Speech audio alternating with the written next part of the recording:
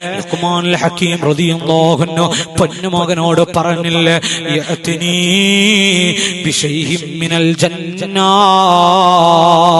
മോനെ സ്വർഗ്ഗത്തിൽ നിന്ന് വല്ലതും കൊണ്ടുവരുമോ? ഫസ്റഹ, ആ പൊന്നുമോൻ ഓടി പെട്ടെന്ന് ഓടിപ്പോയി നേരെ ഉമ്മാന്റെ അടുക്കളയിലേക്ക് ചെന്നോ. യാ ഉമ്മീ, യാ ഉമ്മീ, ഉമ്മാ, എന്റെ ഉപ്പ ഉണ്ടല്ലോ ലുഖ്മാനുൽ ഹകീം റളിയല്ലാഹു അൻഹു എന്നോട് സ്വർഗ്ഗത്തിലുള്ള വല്ലതും കൊണ്ടുവരാൻ വേണ്ടി പറഞ്ഞിട്ടുണ്ടോ? ഞാൻ മദ്രസയിൽ പഠിക്കുന്ന സമയത്തും എന്റെ ഉസ്താദ് എന്നോട് പഠിപ്പിച്ചു തന്നിട്ടുണ്ടോ? മോനെ, നിന്റെ സ്വർഗമുള്ളതോ നിന്റെ ഉമ്മാന്റെ കാലിന്റെ അടിയിലാണ്. ഉമ്മാ, അവിടുത്തെ കാലൊന്ന് പൊക്കിത്തരുമോ? ആ പൊന്നുമോനെ അവിടുത്തെ സ്വന്തം കൈ കൊണ്ട് വടിച്ചെടുത്ത് കിട്ടിയ ചെറിയ നുള്ളപ്പൊടി കൊണ്ടോ ഉപ്പാന്റെ അരികിൽ ചെന്നോ. യാ അബീ, യാ അബീ, ഉപ്പാ, ആവശ്യപ്പെട്ടതുപോലെ സ്വർഗത്തിലുള്ള മുത്ത് ഞാൻ കൊണ്ടുവന്നിട്ടുണ്ടോ? നോക്കുമ്പോൾ മൺതിരികളാണ്. മോനെ, അയിന ജിഅ്താ, നീ എവിടുന്നാണോ ഇത് കൊണ്ടുവരുന്നതോ?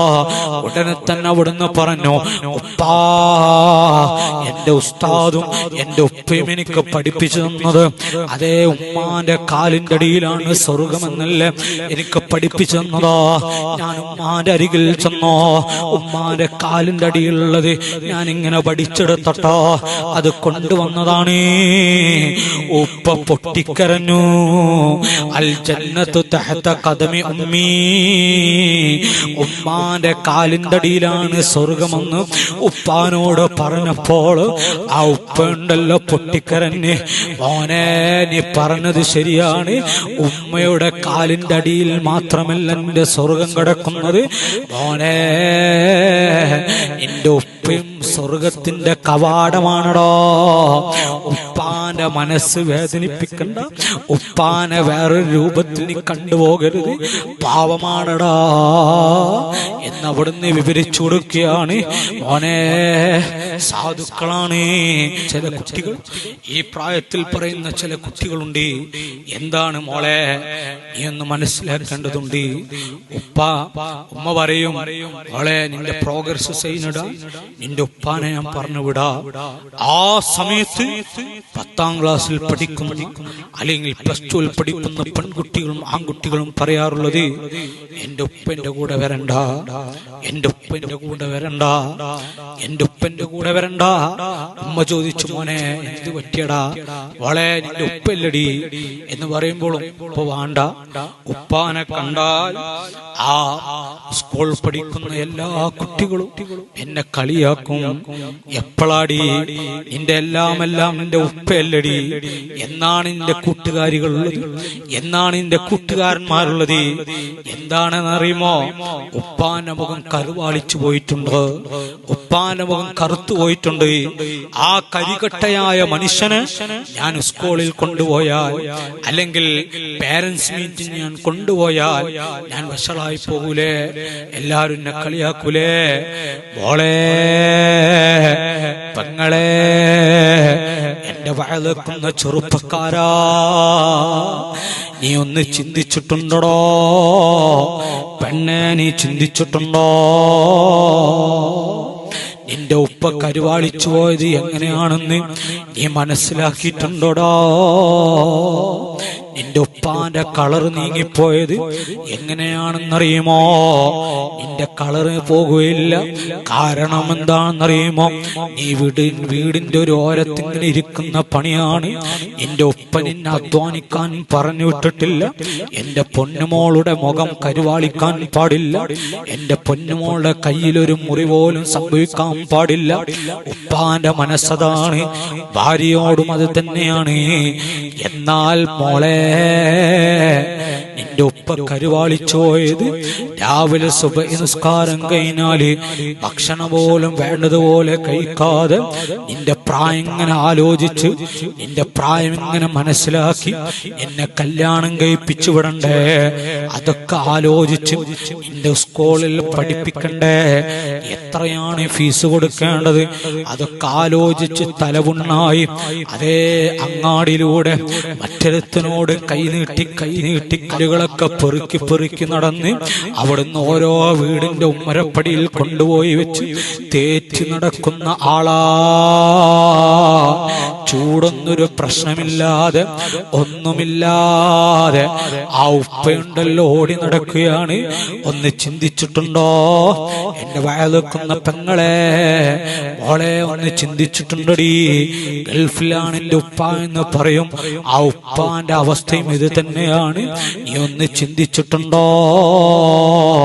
നിന്റെ വീട്ടിലേക്ക് വരുന്ന സമയത്ത് നല്ല വസ്ത്രം ധരിച്ചിട്ടോ നല്ല ഷൂ ധരിച്ചിട്ട് വരുന്നുണ്ടോ? ആ സമയത്ത് നീ ചിന്തിച്ചു പോകും, എന്റെ ഉപ്പ നല്ല പ്രൗഢിയിലാണ്, എന്റെ ഉപ്പ നല്ല പണക്കാരനാണ്. ഇല്ലടീ, പാവമാണ്.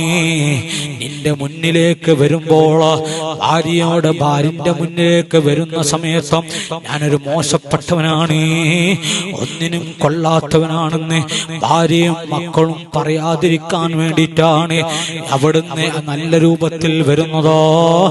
ഇവിടുന്ന് പോകുമ്പോഴും ആ ഡ്രസ്സ് ധരിച്ചട്ടോ അവന്റെ റൂമിൽ കൊണ്ടുപോയി വെക്കും.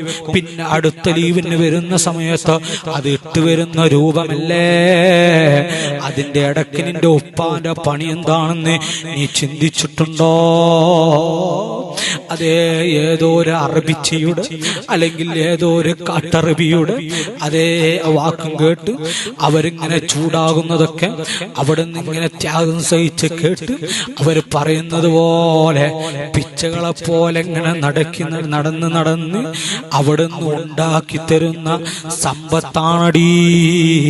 നീ അത് ചിന്തിച്ചിട്ടുണ്ടോ? ചില ഉപ്പമാരെ അവസ്ഥകൾ, പ്രവാസികളുടെ അവസ്ഥകൾ നിങ്ങളൊന്ന് ആലോചിച്ച് നോക്കി. അവര് പറയും എനിക്ക് നല്ല ജോബുണ്ടോ, അവര് പാവങ്ങളാണ്. ഒരു പക്ഷേ ഏതോ ഒരുത്തന്റെ വീടിന്റെ അടുക്കള ക്ലീനാക്കി കൊടുക്കുന്ന പണിയായിരിക്കും, ബാത്റൂം ക്ലീനാക്കി കൊടുക്കുന്നവരായിരിക്കും. നഊദുബില്ലാ, ആ ഉപ്പാനല്ലടി നിനക്ക് പറ്റാതെ ആയത്. അങ്ങനെ കുറെ കാലങ്ങൾക്ക് ശേഷം അതേ ഒരു വയസ്സൊക്കെ ആയപ്പോൾ രോഗം ബാധിച്ചപ്പോൾ ഉപ്പ വീട്ടിലേക്ക് വന്നപ്പോ ആ ഉപ്പാനെ പറ്റാതെയായില്ലേ. മോളെ പാവമാരുത്, നിനക്ക് വേണ്ടി ഓടി നടന്നിട്ടാണ് ഉപ്പ എല്ലും കോലായി മാറിയത്, ഉപ്പാന്റെ ആരോഗ്യം ശുക്ലിച്ചു പോയത്, ഉപ്പാന്റെ ആരോഗ്യം നശിച്ചു പോയത്.